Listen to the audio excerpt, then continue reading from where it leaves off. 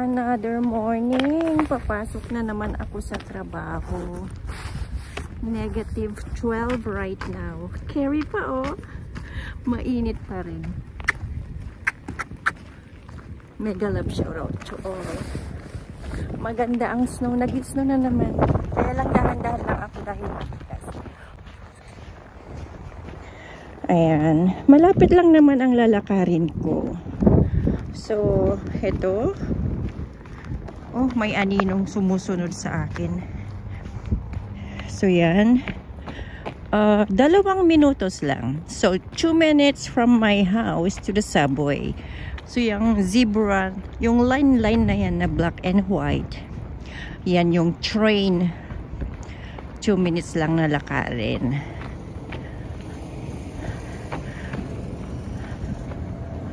So, habang naglalakad, alam nyo ba na every 5 minutes ay may dumadaan na eroplano or airplane dito? Ayun oh, nakikita nyo?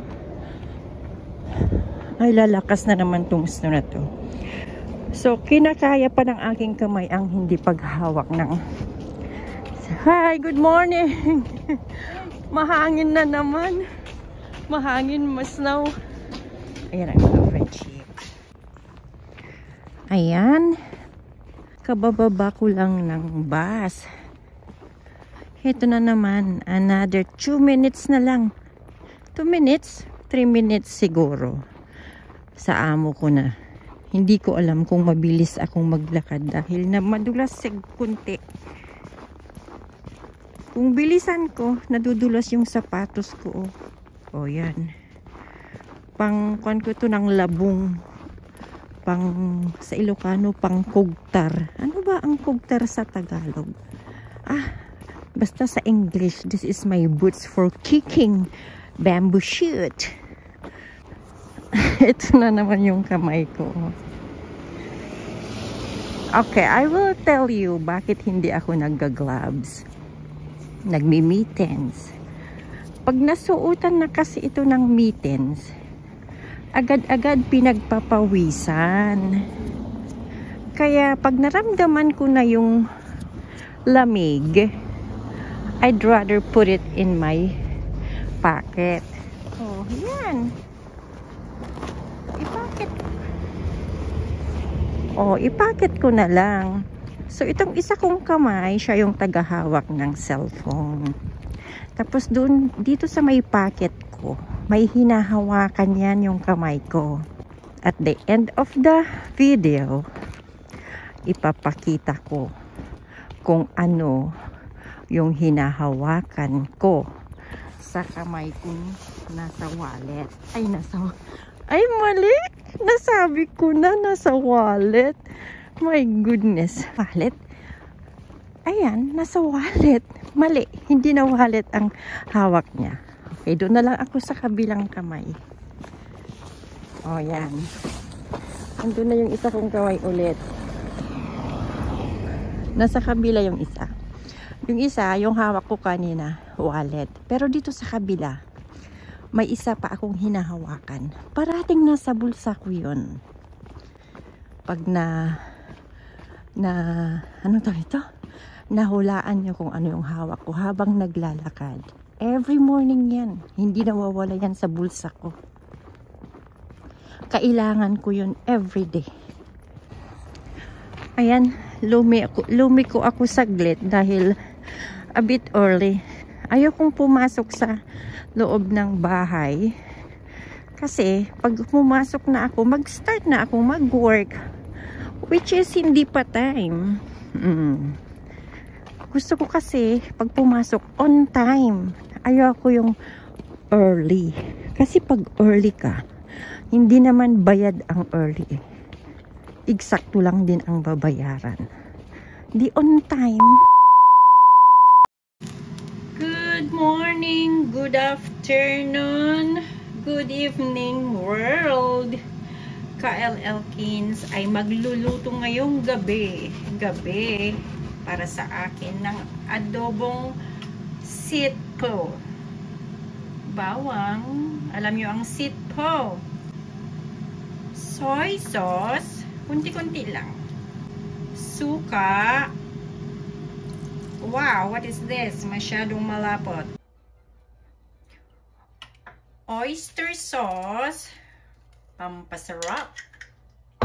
Pampalapot. Pamienta. Ayan. Dagdagan ko rin ng ground pamienta. At ang aking pinaka-favorite sa lahat ay ang kulay dilaw 7-in-1 turmeric. And then halo-haluin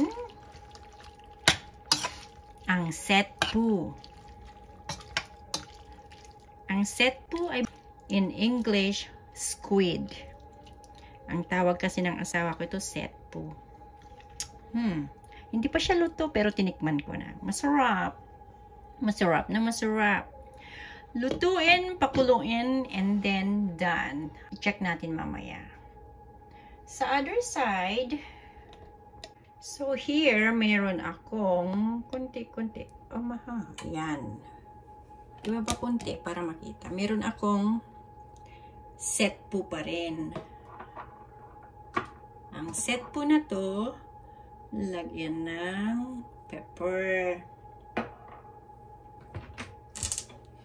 And then, konting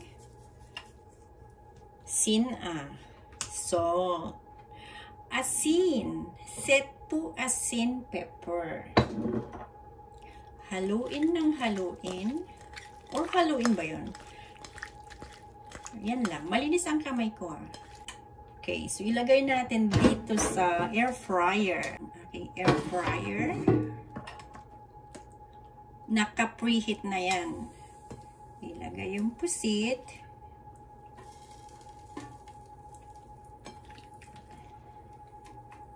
Pulutan namin ito ni Kagor.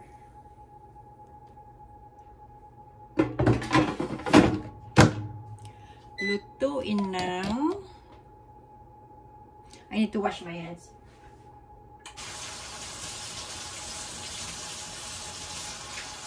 Iluto natin ng 10 minutes. I-shake natin in every 5 minutes for 350. There you go. So yan, 5 minutes, shake and shake. Shake and shake. Yan.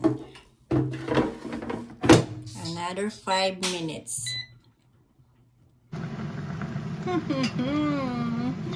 Ang sarap ng amoy ng pusit, in fairness. In fairness, puset, setpu. Kagor, ang sarap.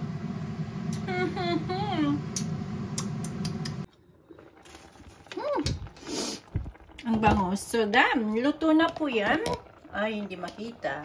And it's cooked. It's yummy. Pusit squid adobo. And then, ang aking luto na rin ito. Patikim. Isa lang.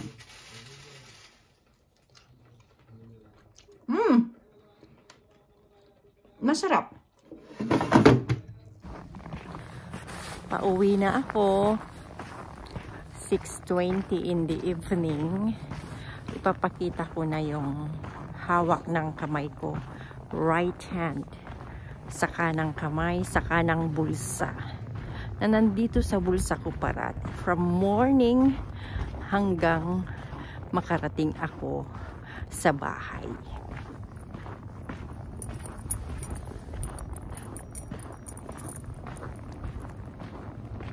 Yan. Key. Susi. Tulbek. Ayan ang hawak ko everyday sa kanang bulsa.